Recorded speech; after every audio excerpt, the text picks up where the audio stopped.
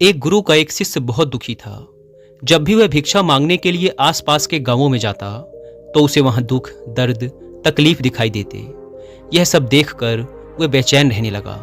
वह ईश्वर से प्रार्थना करता कि सबको सुख दे, खुशी दे, शांति दे। एक दिन उसके मन में यह प्रश्न उठा कि क्यों इस दुनिया को बनाने वाले ने इन सबको दुख दिया है, क्यों नहीं वह सबको सुख दे देता।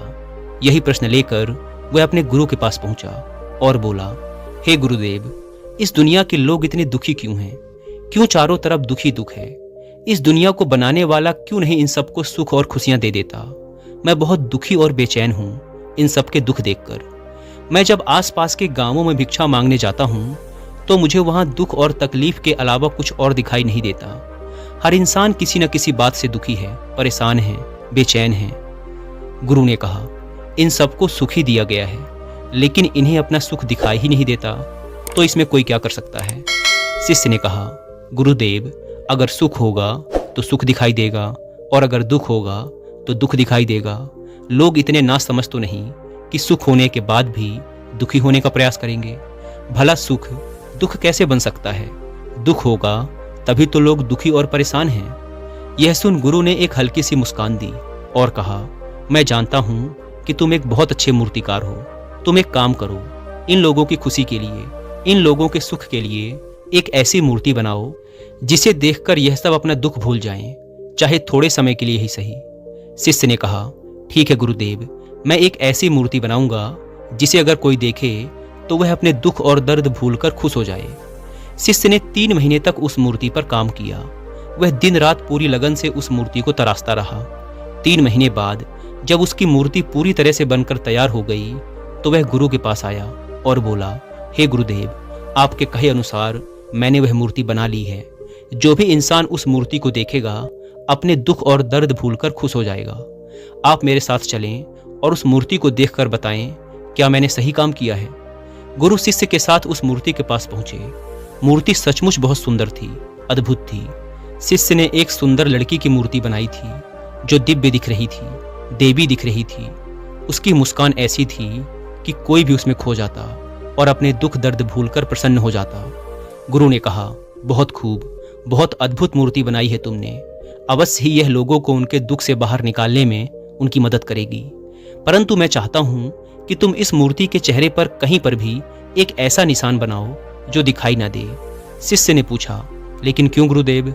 गुरु ने कहा, यह मैं तुम्हें बाद में बताऊंगा। शिष्य ने उस मूर्ति की आंख के ऊपर भौहों में एक छोटा सा निशान बना दिया जो दिखाई भी नहीं दे रहा था।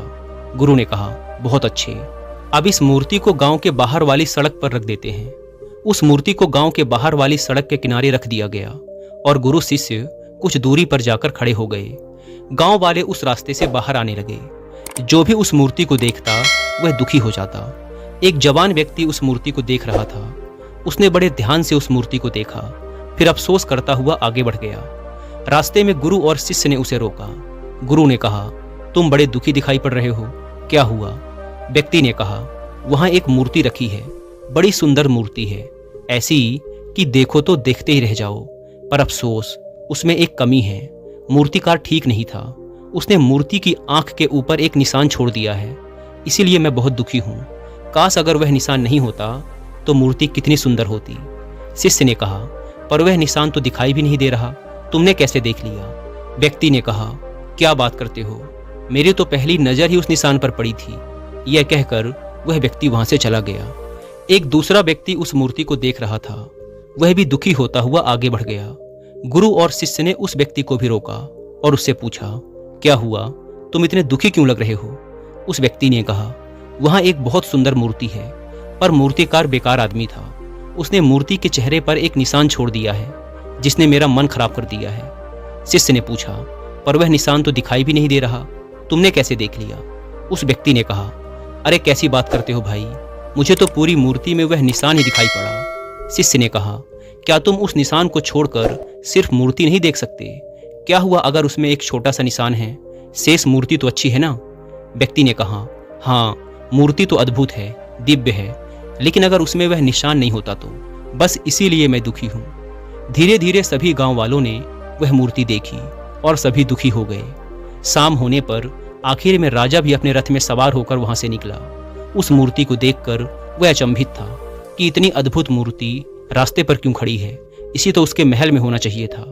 लेकिन थोड़ी देर में वह भी दुखी हो गया और उस मूर्ति को छोड़कर आगे बढ़ गया। गुरु और शिष्य ने उस राजा को रोका। गुरु ने राजा से पूछा, हे राजन, आप दुखी क्यों हैं? क्या मूर्ति सुंदर नहीं है? राजा ने कहा, मूर्ति तो दिव्य है, पर एक वह निशान जो मूर्ति की आंख के ऊपर है वह सही नहीं है। मूर्तिकार ने गलती कर दी, इसीलिए मैं दुखी हूँ। काश अगर वह एक निशान नहीं होता तो यह मूर्ति मेरे राज दरबार की शोभा बढ़ा रही होती। यह कहकर राजा भी वहां से चला गया। गुरु और शिष्य दोनों मूर्ति के पास पहुंचे। शिष्य ने बड़े ध्यान से मूर्ति को देखा। मूर्ति बहुत सुंदर थी, उसमें कोई कमी नहीं थी और ना ही वह निशान दिखाई दे रहा था। शिष्य बड़ा अचंभित था। उसने गुरु से कहा, गुरुदेव, मूर्ति में तो कोई कमी नहीं है, पूरी मूर्ति अद्भुत है और दिव्य स्वरूप है। एक छोटा सा निशान ही तो है, और वो भी ऐसा कि दूर से देखो तो दिखाई भी ना दे, बहुत पास आकर देखोगे तब भी बहुत ध्यान देने पर ही दिखता है। फिर यह सारे लोग उस एक छोटे से निशान के पीछे ही क्यों पड़े हैं? इन्हें बाकी की इतनी सुंदर मूर्ति क्यों नहीं दिख रही? गुरु ने उत्तर देते हुए कहा, तुम पूछ रहे थे ना कि दुनिया बनाने वाले ने दुख क्यों दिया? उसने दुख नहीं दिया, उसने तो इन्हें सुख देने की सारी व्यवस्था की थी। पर यह सब पूरी मूर्ति नहीं देखते, यह कमी देखते हैं, यह पूरा सुख नहीं देखते, उसमें एक छोटा सा दुख ढूंढने में लगे रहते हैं। जैसे तुम्हारी मूर्ति में इन्होंने सुख की जगह दुख ढूंढ लिया, अर्थात मूर्ति की दिव्यता देखकर खुश होने की बजाय एक छोटी सी कमी देखकर दुखी हो गए।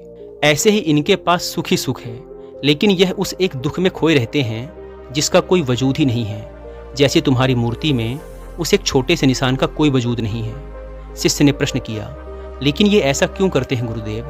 गुरु ने कहा, बेचैन मन के कारण। यहाँ सब बेचैन हैं। ये कभी भी पूरी मूर्ति देखते ही नहीं, ये कभी भी अपना पूरा सुख देखते ही नहीं। ये देखते हैं एक छोटी सी कमी, ये सुख के बीच दुख देखते हैं। ये पूरी दुनिया विराट सुख को छोड़कर छोटे छोटे दुखों को पकड़कर बैठी रहती है। वही उनकी जिंदगी है और वही उनकी दुनिया है। अगर ये ध्यान से देखें तो बनाने वाले ने हर चीज़ इनके सुख के लिए ही बनाई है। ये नदियाँ, ये पहाड़, ये हरी भरी प्रकृति, स्वादिष्ट फल और भोजन, रिश्ते नाते, धन संपदा, हर एक चीज़ इनके सुख के लिए ही बनाई गई है। लेकिन ये हर चीज़ में अपने लिए दुख ढूंढ ही लेते हैं और दुखी होते रहते हैं। जिस प्रकार इस मूर्ति को बनाने वाले को सभी लोग दोष दे रहे थे, उसी प्रकार इस दुनिया को बनाने वाले को भी ये लोग दोष देते हैं। जबकि इसमें गलती किसकी है, मूर्तिकार की या मूर्ति को देखने वाले की? शिष्य ने कहा, गुरुदेव, इन्हें सुख मिले, क्या कोई ऐसी व्यवस्था नहीं हो सकती? गुरु ने कहा, मैंने बताया ना, सुख तो इन्हें पहले से ही मिला हुआ है। इन्हें वह एक छोटी सी कमी छोड़कर पूरी मूर्ति देखनी होगी, तभी तो इन्हें अपना पूरा सुख दिखाई पड़ेगा। शिष्य ने कहा, और इसके लिए क्या करना होगा गुरुदेव?